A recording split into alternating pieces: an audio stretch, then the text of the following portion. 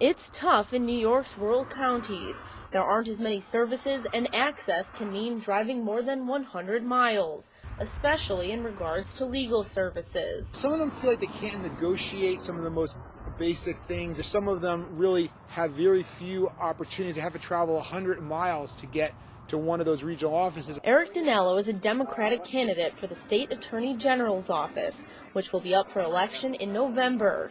DInallo met with county representatives Monday about his plan to reassign some of the hundreds of lawyers in the state Attorney General's office.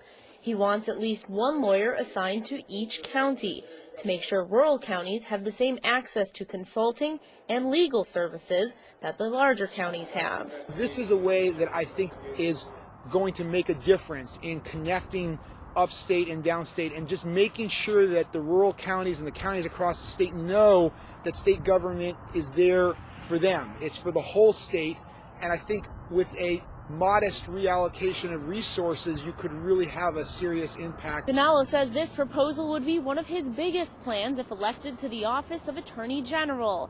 And local officials here in northern New York say that access to these consulting and legal services would be a big help. We'd be a little bit more on the map. We'd have a little bit more of an intimate relationship with the AG's office. You would also have better services because you would have fewer constituents to have to, service as well. Lewis County officials say they're luckier than some counties because the regional office is just a 40-minute drive away. In Watertown, Katie Gibbous, YNN.